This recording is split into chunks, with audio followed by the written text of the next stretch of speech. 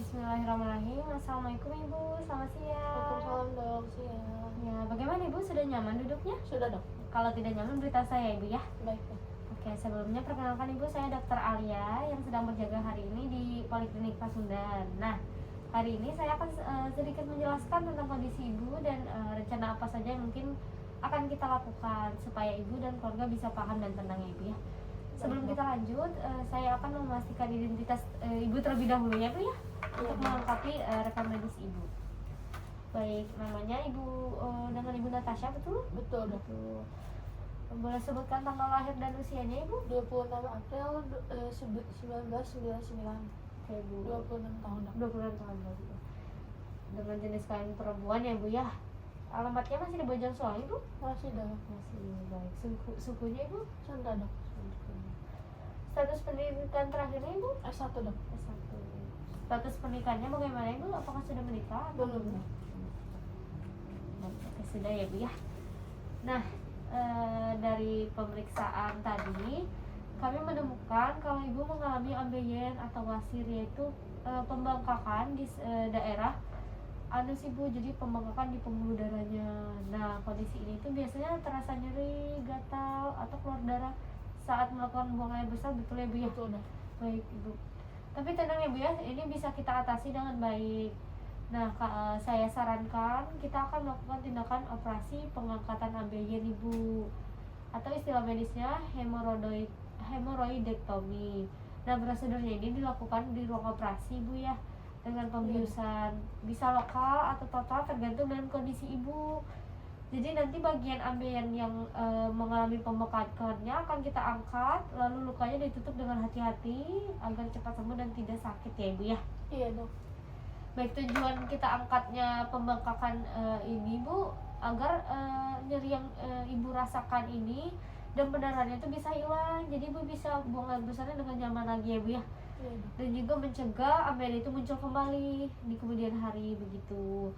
Sebenarnya juga ada alternatif lain selain operasi, bisa dengan obat, salep, atau perubahan gaya hidup. Tapi biasanya hasilnya itu cuma sementara Ibu, dan itu tuh ambeiennya bisa kembali lagi gitu. Jadi saya saranin dengan operasi Ibu. Jadi saat udah dilakukan dengan operasi, ambeiennya itu bisa diangkat tuntas dan kemungkinan kambuhnya itu lebih kecil Ibu ya.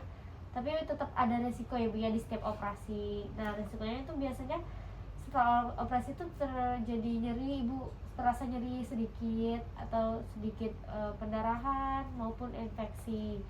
Tapi semua itu bisa kita tangani dengan baik dan hati-hati ya Bu ya, dengan perawatan yang baik juga ya. Iya dok. Terus kalau operasinya dilakukan, peluangnya sembuh itu besar sekali Bu. Biasanya dalam beberapa minggu Ibu sudah bisa melakukan aktivitas yang normal seperti biasanya Ibu. Tapi kalau tidak dilakukan, ambeiennya bisa makin membesar, terus juga sering berdarah, dan mungkin makin nyeri Ibu, ibunya makin terasa kesakitan, jadi mengganggu aktivitas Ibu sehari-hari seperti saat ini contohnya. Iya dok. Nah, untuk biaya tindakan operasi ambeiennya nanti akan disesuaikan dengan jenis operasi yang kita akan lakukan ya Bu ya. Baik dok.